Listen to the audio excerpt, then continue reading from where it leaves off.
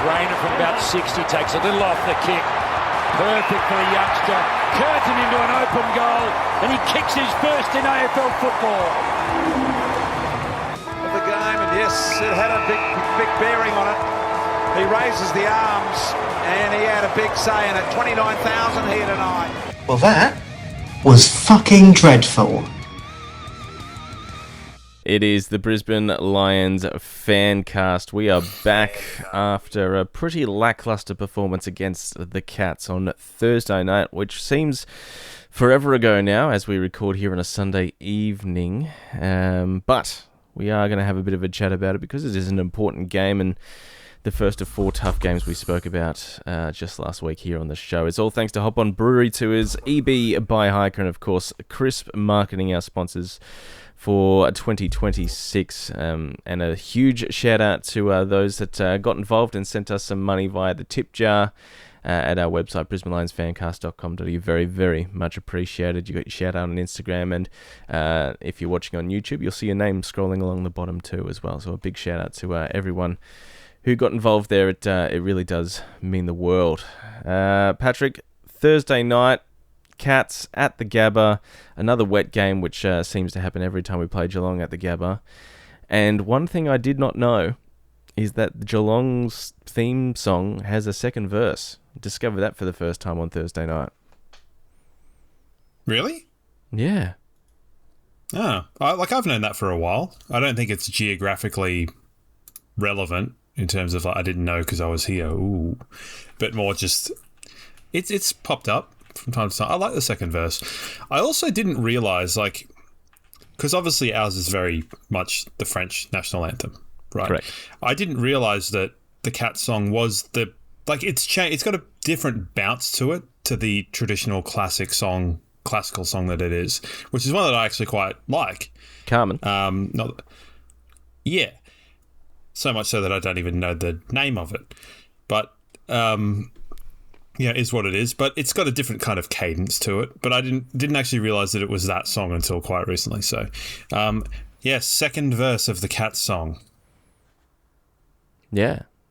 Did not know. That's basically first time. 35 years old, learning in real time that there's a second verse to the Cat song. It was like, do you remember when you found out there was a second verse to the Australian national anthem? It was like that.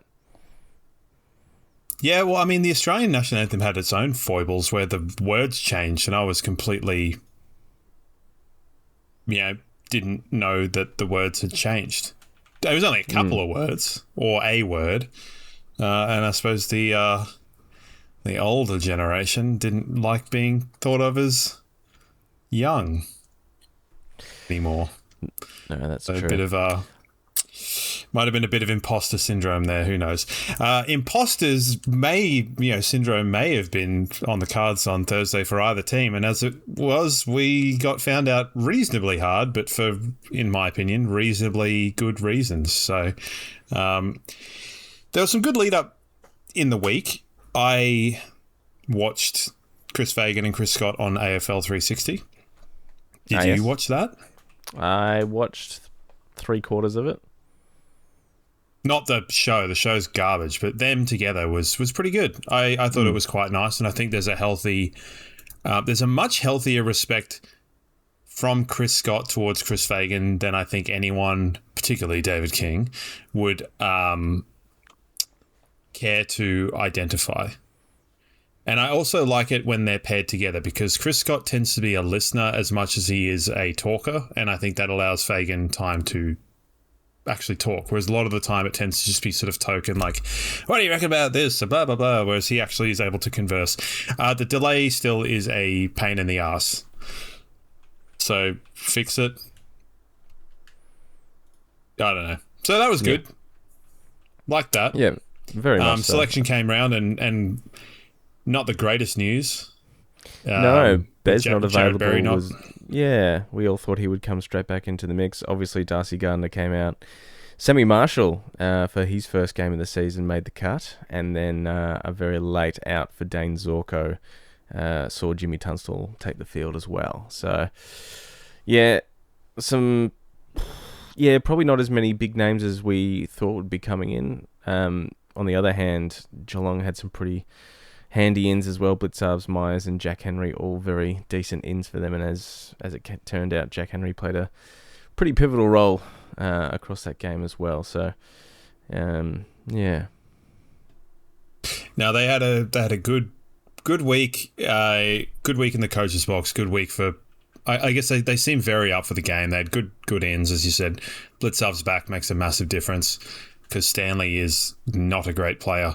And yeah, just for us, we just lacked a little bit. I think that there were quite a lot of parallels in terms of the experience level, kind of between. It was quite a similar game to the grand final, whereas I remember saying back, corn-rowed as I was, that I did notice that Geelong had quite not that many players that had played in a grand final before, and that inexperience showed on that level because none of their young players, except maybe Jack Bowes, he might have had a good game. None of them really had a good game. And their big players didn't really play very well. And that was really similar, whereas our young players that, albeit it's not a grand final, but it's the sort of thing where new AFL players or, up-and-coming players didn't particularly play great, and then our leaders didn't play well. I thought it's as poor a game as I've seen of Fletcher and McCluggage and others. Yeah. So it just seemed like everything was sort of ripe for it not to go well. And I think sometimes the midfield tend to cop a lot of flack for not putting on pressure and that sort of thing. And whilst I think it's justified to a degree, I think the inability to kind of keep the ball locked in the forward half was probably the main problem for lengths of the game. The lack of contest ahead of the ball. Morris was struggling with a bit of injury, and Curtin's played 3 games, so you can't expect him to be kind of crashing packs the way that you would sort of want. So, yeah. What was your thought on the first quarter? First quarter, I thought Geelong played the better footy, as they did for a majority of the night, but they didn't have as big a lead as they possibly could have. And weirdly enough, it was largely thanks to our accuracy in the first half. We were kicking pretty straight compared to how they were going. Yeah, I feel like there were quite a few moments in that first quarter where it was those classic "the ball doesn't lie" moments, because they were getting a bit of rub in that first quarter, and then they were just spraying their free kicks, which made me happy. Didn't make me happy at the end of the game, but it made me happy in that first quarter. So it was a bit like that, I think. But yeah, I think you're quite right that they probably should have been more ahead, and they were just sort of working the ball from outside. It's amazing what's happened now that they've got inside midfielders. And Tanner Bruin's disposal is pretty awful, but at least he's in there getting the ball and getting it out to their better users. So it's a bit of a different beast. Atkins still just tackles anything that moves, and Holmes and Smith just flit in and out. And we just... You called it with Mullen going to Lachie Neale, and he kept him pretty quiet. It was funny, though, at times where where they said, Lachie Neale's been quiet. He's only had the 4 touches. Bailey Smith's on fire with 6. And I'm just like, okay, cool. What's your metric? So, Lachie Neale had a good second quarter. And the second quarter was just about all that was good that we could have had. Yeah, it was just a really good 15 minutes in that second quarter where we obviously, the midfield switched back on. We got things back on the scoreboard. We got our game going. Just couldn't quite get that go-ahead goal.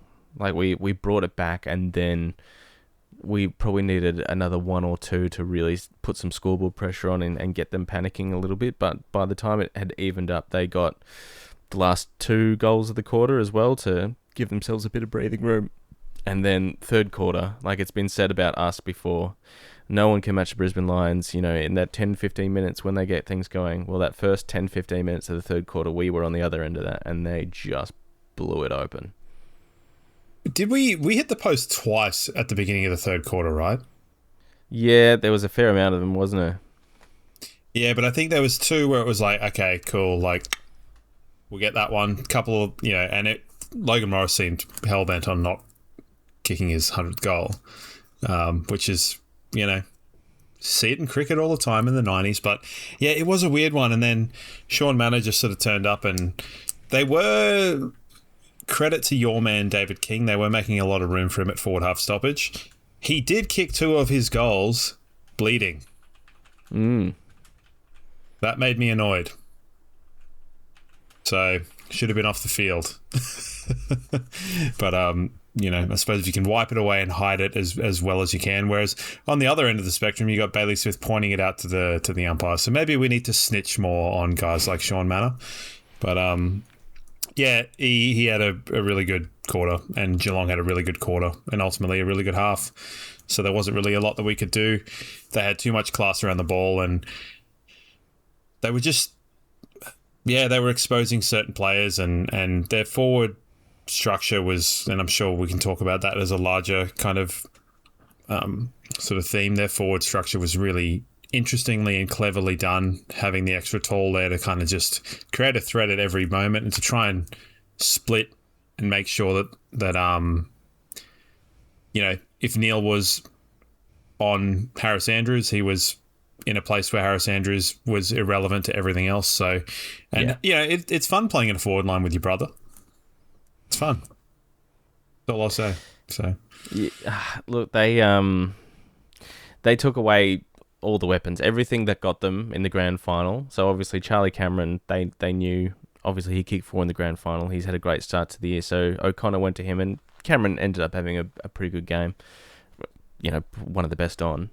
Obviously Mullen went to Lockie Neal, as you said, but they just made sure that Harris Andrews wasn't going to towel up Shannon Neal, and every time that he got that match up, he would just drag him up the ground, and as you said, where he was basically ineffectual. So then Jack Henry went on to him in the back half and to try and tag him and make sure that he was kept quiet, and it worked.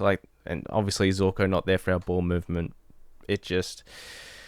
We just looked fairly inept, like our marking game was taken away from us, and we just looked like a team that not only had 3 6-day breaks, but just tired and sore from really long seasons, shortened pre-seasons, and just no continuity week to week as well. At least 2 or 3 changes each week, and it all looked to get on top of us on Thursday night, where we just looked spent.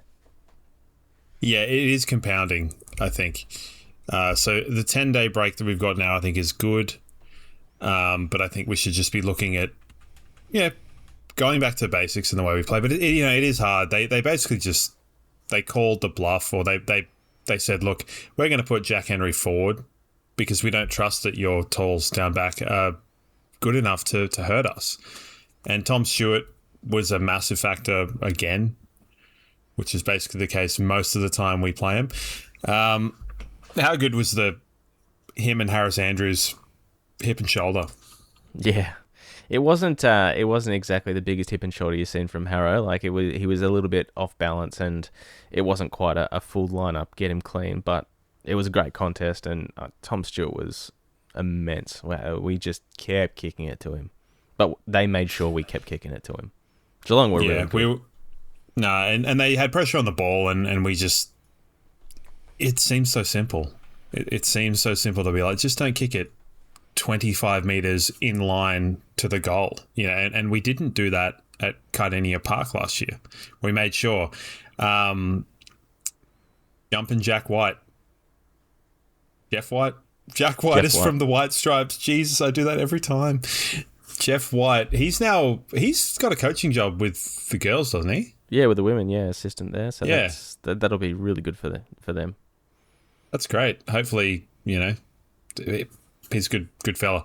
But yeah, he identified all of the things that we did at Cardinia Park that we didn't do in this game. So if you want to watch how we should have done it, that's how we should have done it. But maybe the conditions played a part in it as well. Like, it didn't seem to be that much of a effect in the first couple of quarters, but then when that down ball happened and then they went 5 or 6 goals ahead, it was like you clicked your fingers and you're like, fuck, how are they how are they 82 points? Like, what the hell's happened? I went to the game with my mate Shane, and I said to him, like, as it happened, I was like, and just like that, it's 7 goals. and it's just playing catch up from then on, and clearly couldn't get It's it not done. really possible. Yeah. I think it was definitely the case where we needed to be a couple of goals or, have a little bit of a lead at halftime and then look at trying to kind of lock down on the play, because we just, against a defence like Geelong's, we have scoring power, but it's nullified and those things compound,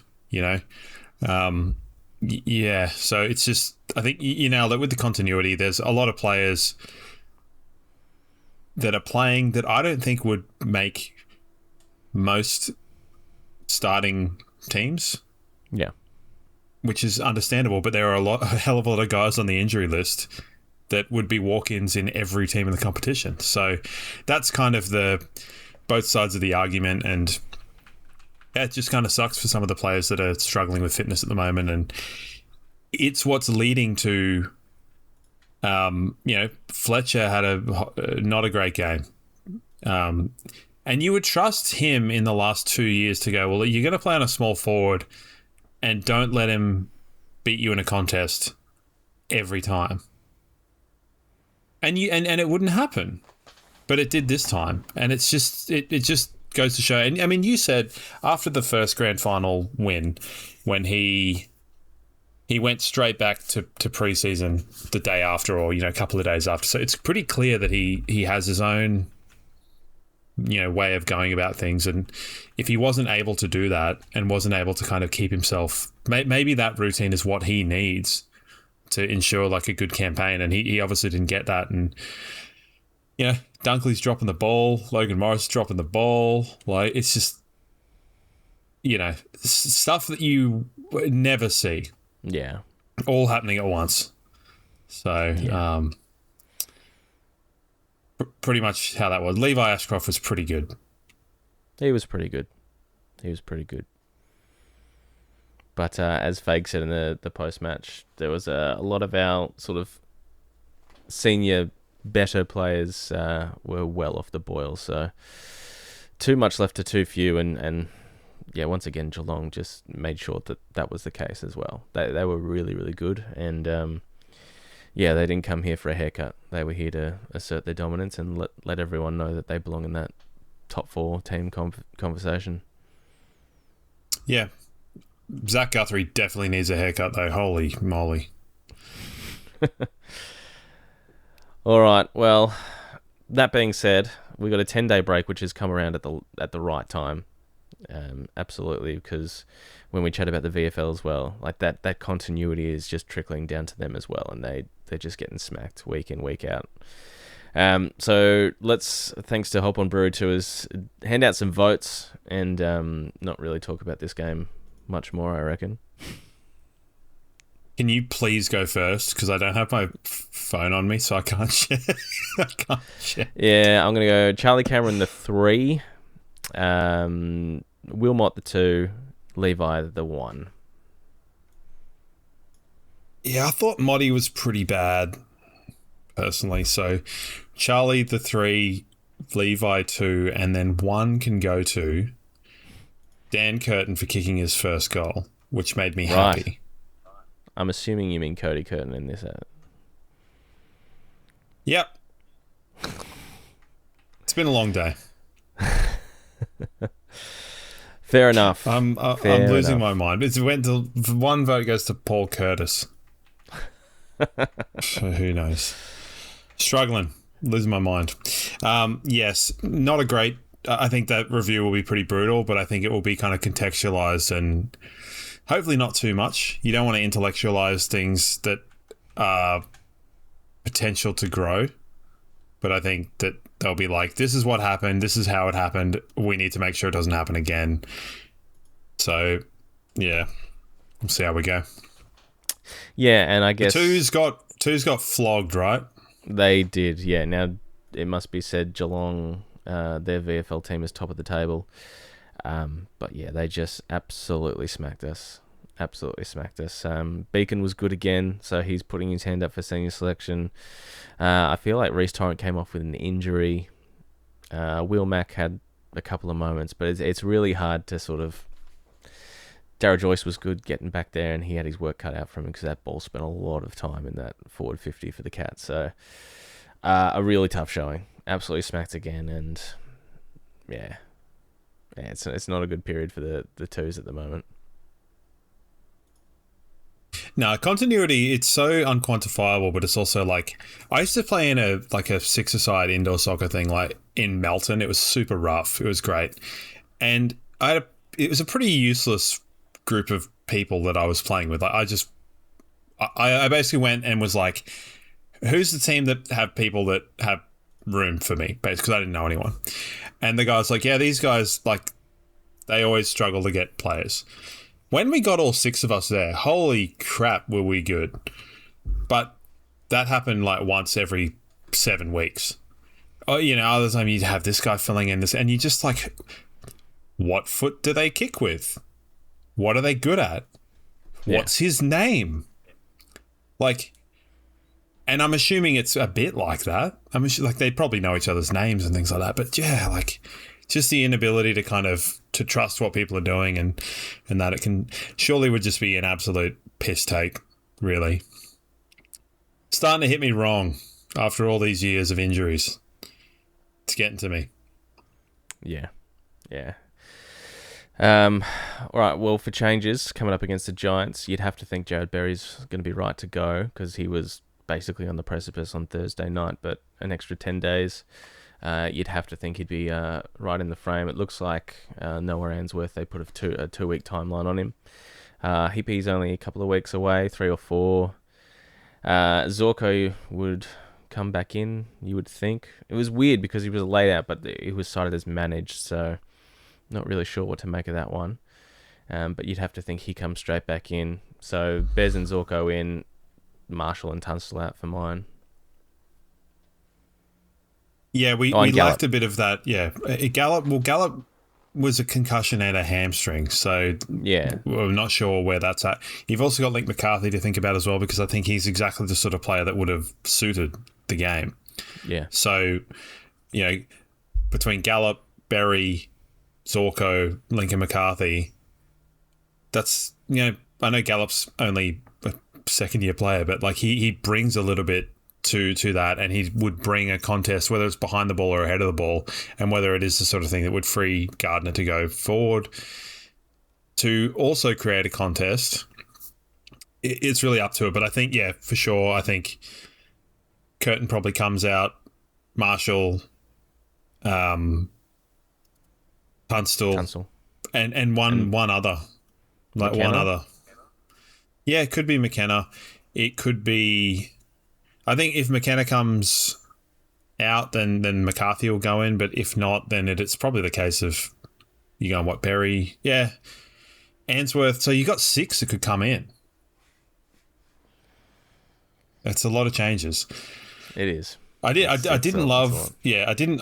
you know me. I like Kane Corns. I didn't love what he said in the kind of round so far thing where he said that, drop Fletcher and look at the omissions and Fagan doesn't swing the axe and sort of thing. It's like, he doesn't swing the axe. He has done it, Do you remember the classic People's Changes from years ago? Yes, that's right. Where we were like, here's what we think they'll be. Here's what we wish they were. And they were exactly, we got our wish list. It was amazing. Like, he has swung the axe and he has made calls on players. Daniel Rich, Jack Gunston, like things like they I don't want to hear this stuff about them dropping themselves. It didn't happen. Like, it's a PR thing. So he does do that, and our omissions have just been down to injury and going, well, yeah, you're probably not going to play Joyce if Gardner or Gallup are available. Like, you're not. You're not going to pick James Tunstall if Will Ashcroft is there. It's just, like, it's stupidity. So... horrible take from Kane Corns. Hell's frozen over. I've disagreed with him. Yeah. I mean, I get the sentiment of what he's trying to say, of like, hey, things aren't necessarily going our way. Yeah, he's just barking up the wrong bush, though. Yeah. He's been known to do that before. So, look, we'll see. There will obviously be changes next week as we come up against the Giants. How many of them, I don't know. 3-4, something like that. But I just think it's the sort of thing where, like, you know, hypothetically, if you were like, oh, well, we'll drop Cam Rayner, and then you put in, like, Connor McKenna, is that really the wise thing to do? You know, would you put a player that's got less quality or potential, or, you know, I don't know, maybe I'm wrong. Don't know. But yes, so I am looking forward to let changes. And we'll see. Yeah, Sunday game, so we won't find out exactly what's going on until Friday. It's going to be amazing when all 6 of those players get named on an extended bench and then no one has a clue. Exactly right. Oh boy. All right. Do you want to do questions or tipping first? We will do tipping, but I just have to go and get my phone. Okay, we're going to do some tipping thanks to EB by Hiker. And of course, if you go to ebbyhiker.com.au right now, you can book yourself some tickets for that game day package coming up on Sunday against the Giants. $70 if you use the code word LionsFancast26. That, of course, gets you 3 hours worth of drinks and a main meal from the kitchen. The tipping, of course, brought to you by EB by Hiker. Now, there is still a game going on at the moment, which is up in the air. Eagles and Giants at the moment. That's currently halftime, and the Eagles are up. So we're going to have a quick look at the tips here. And Hayden is doing well on 7. Another Hayden got 5, but a small margin. Hayden F leading all comers this week. So far, 7 with a margin of 28. So Hayden F, get in touch. You're doing very well this year. Currently sitting on top of the leaderboard. You win the weekly prize of 300 waypoints thanks to EB by Hiker. And of course, if Hayden in fact does continue on his good form, he's going to win a grand final watch party worth $760 or thereabouts, $790 I think, thanks to EB by Hiker. As the rain comes crashing down outside me here. Sorry if you can hear that one. That must be what's tooling with your internet, right? Sorry? That rain's probably what's killing your internet, right? Yeah, probably. I tipped the Cats in the end. I changed my tips. So I lost out on Hawthorn and Carlton, or the Dogs. I told you there'd be at least one upset. Did you change your tip to Geelong? I did, yeah. Oh, you son of a prick. I tipped a margin of 5, basically, because I don't have the heart to tip against the team, but for all money, that's one. Because I was wondering, hold on, where do you get your 6th from? Yeah, okay, so you're a prick and we're the same. And I have tipped the Giants in this last game, but the Eagles are currently up at this point, so who knows what's going to happen there. Let's have a look to next week. Hawthorn, Adelaide at down in Tassie on the Thursday night. The Thursday night Tassie game is a bit of an interesting one.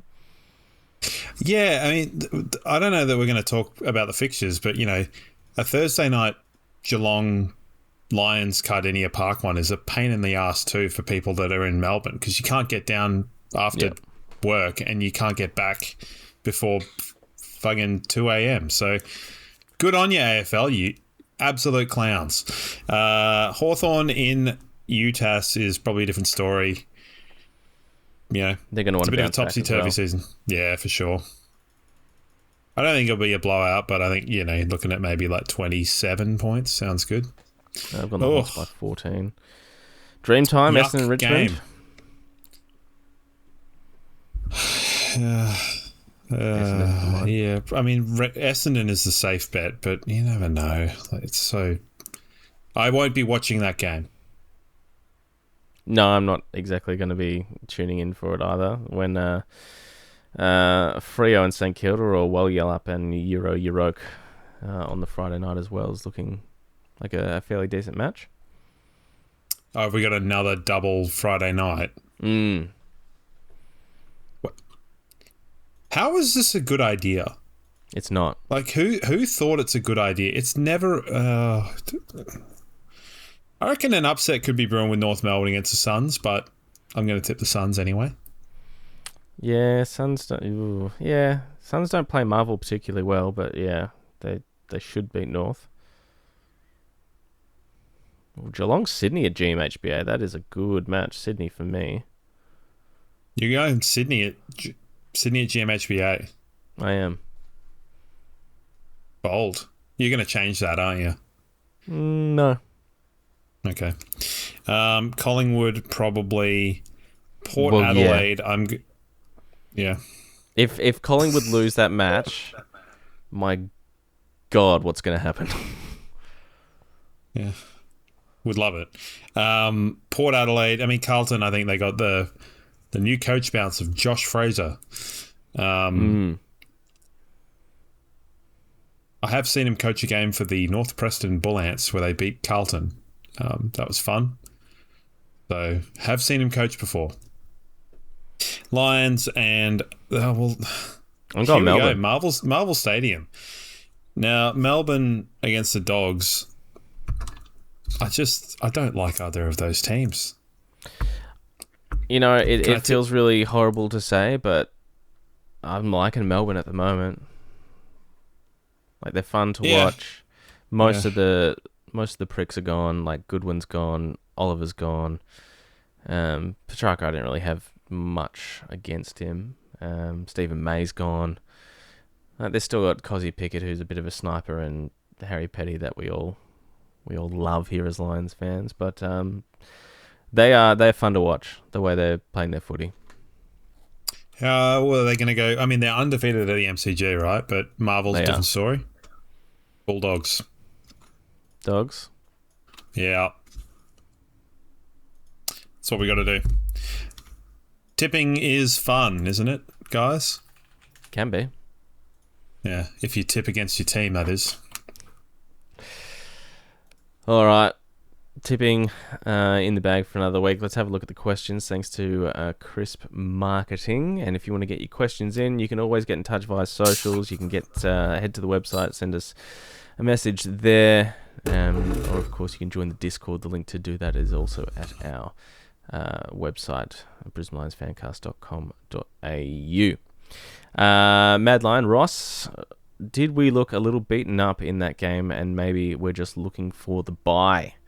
Are we at a stage that we are too reliant on inexperienced players and twos regulars? First half of that question, yes, we are looking a little bit beaten up, a little bit sore, a little bit tired. Yeah, the first part I agree with. The last part I agree with. The middle part about looking for the bye, no. I just don't think that's the case. But yes, we're playing too many twos, regulars, and inexperienced players, and got a bit beaten up and that sort of a thing. But I don't know. I think 10-day break happens at a good time. Give them a couple days off, and let them recover properly. Yeah, big time. Tom is looking well ahead to the end of the year. Who would you want to target in the draft? Now, I don't really know much about under-18s football. I don't really follow the draft or phantom drafts or anything like that. But in terms of like the type of player, I think this year is showing we need some help down back, especially with key position players.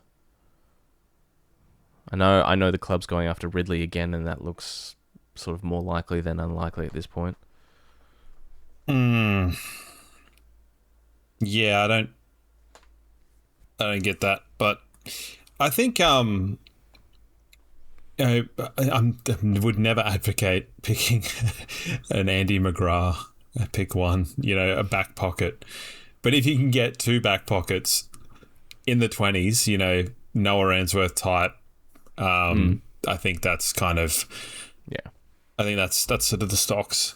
It sort of just depends on what you're doing with Payne, or where you think Zach Kostelski is, or all that sort of thing. But I think Harris being there and Froggy being there will make any kind of small, or key defender, young key defender, not small, young key defender would tend to, I guess, level up in their ability more quickly. But if Gallup is the one that's destined to play back there, and you've got a combo of Harris and Gallup, and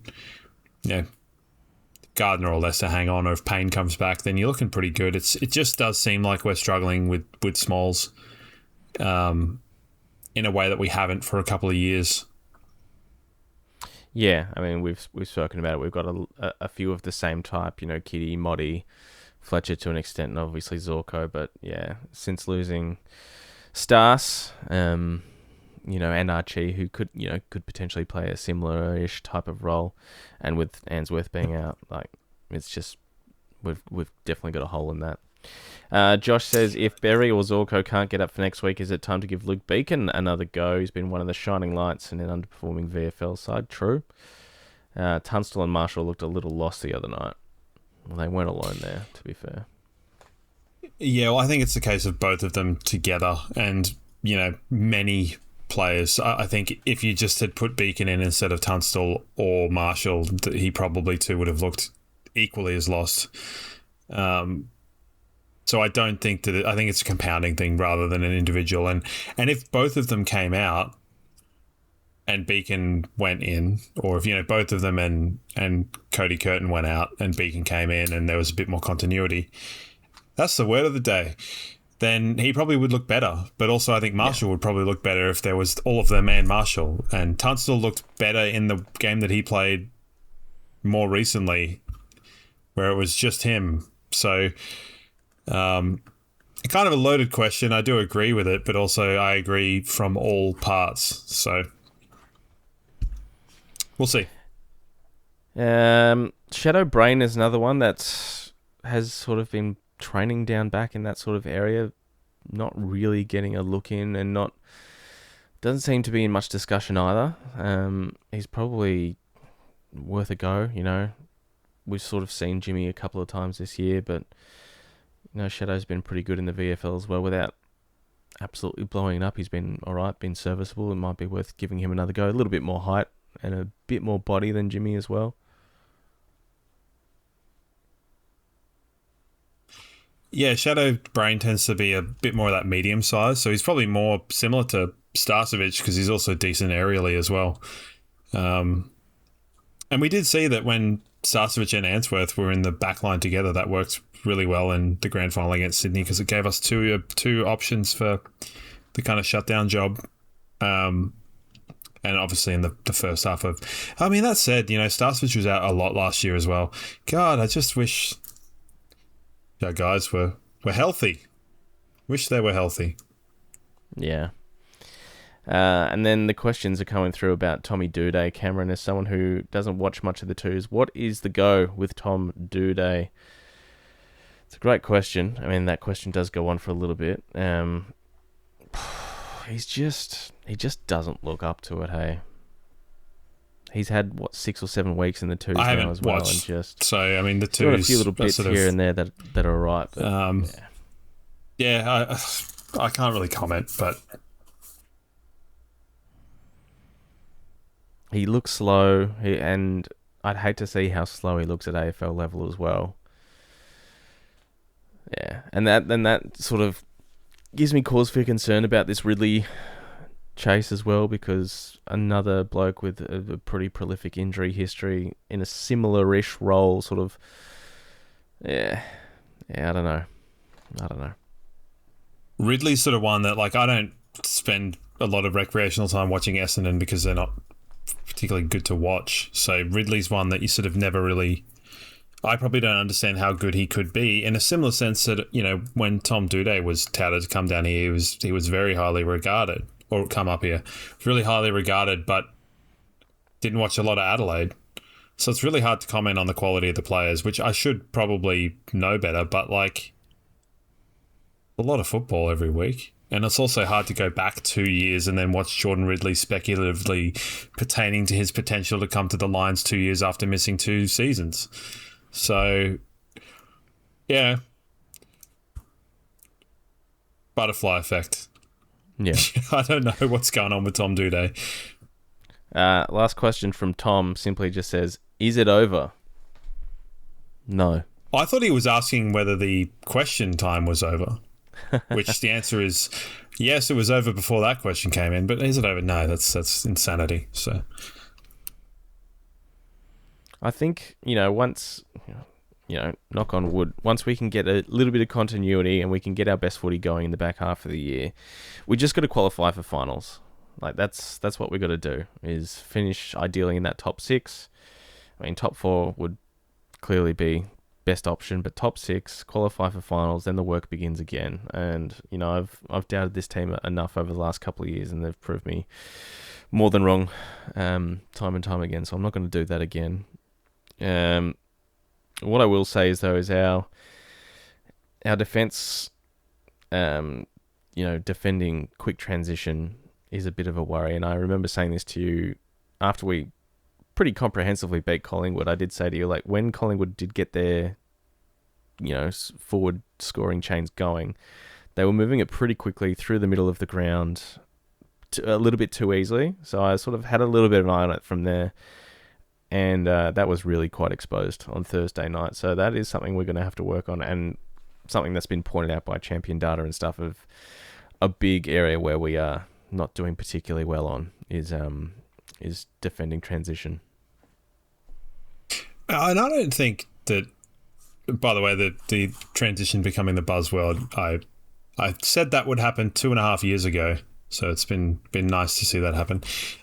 They're listening, I assume. Hoynie's probably in there, but going like, who are these two guys?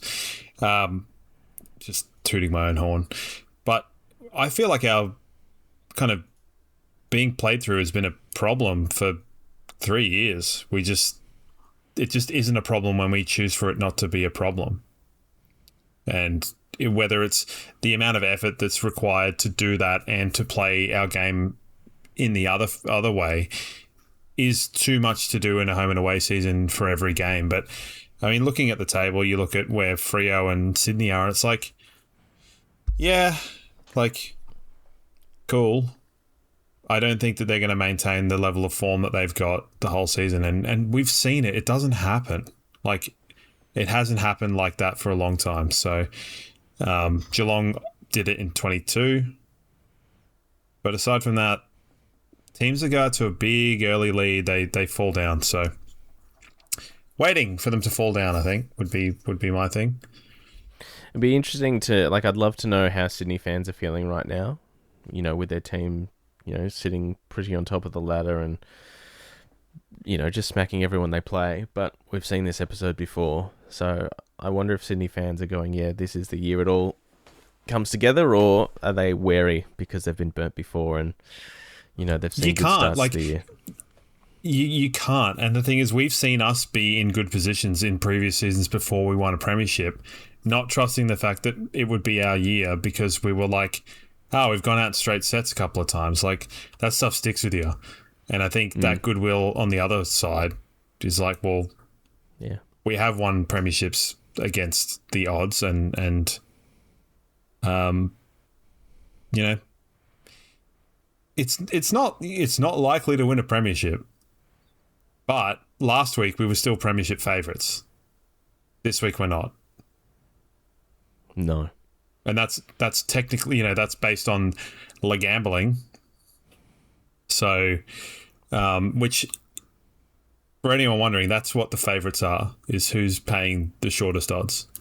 And it was us last week, and now it's not. So, yeah, it's fine. We just keep going and we try and get better and make the things we're not doing as quantifiable as easy to do. And I think, Chris Scott said it before the game. He said the Lions are playing at 75%, if that. So, and far out, that game last week was not 75%. Yeah. Might have been 75% of a diesel engine without a turbo. So, yeah, but no, we'll be fine. I think if we get to a point where we're bleeding more wins and where our place is looking suspect, it's not getting far off that point, but at the same time, we'll be fine. This month will be good as well, and we started the month off shitly, so do our best.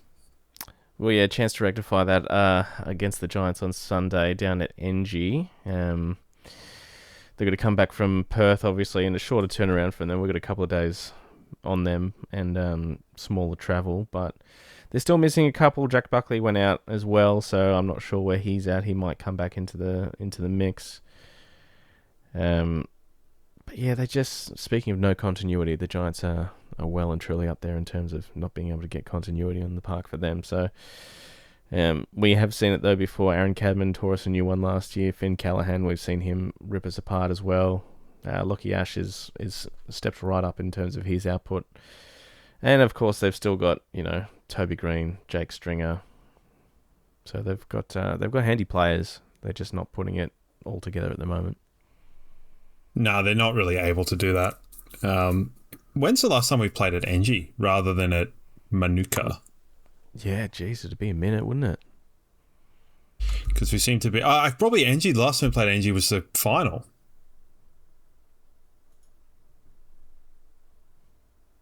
The Danaher game. Yeah, surely. Yeah, I'd say so. But before then, I think we hadn't played in friggin' ages as well. So it's been a bit of a weird one. But yeah, I think it might not be one for the football purists, but it might be one of those ones where both teams are struggling in certain similar ways that it just all comes together and it's a really good game.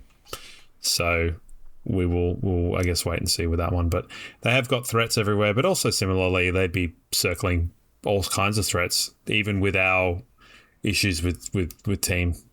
So it's... Clayton Oliver will be there. He will. He's having not a bad season. Yeah, he's having an okay time. He's not... Yeah. Yeah, he had 4 or 5 years there where he was really sort of in the top echelon of players, but he's really come back into the mix since then. But he seems like a happier fellow up there and playing a little bit better footy. He's no Tom Green though. Yeah. No, he's not. He's not. But Tom Green vaguely looks like a psychopath. So it's kind of the steely eyes. They scare me. All right. Well, let's wrap things up with a bit of chook chat. Played today at Maruka. Took on Ferny Grove. They were very, very tough, and the weather was all over the place. First quarter, hot and sunny. Second quarter, bit of a breeze. Third quarter, light sprinkle. Fourth quarter, downpour, but still hot and sunny. So all over the shop, but managed to get the win. So another win for the Chooks, and we'll be back in a couple of weeks' time as well. Nice. How did you fare? Today was one of the worst games of footy I've played in years.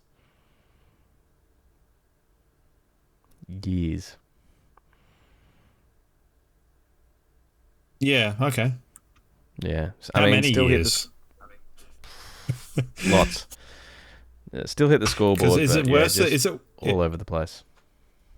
Was it worse than that game where you did your shoulder and then probably didn't get to play football? Wow. Probably.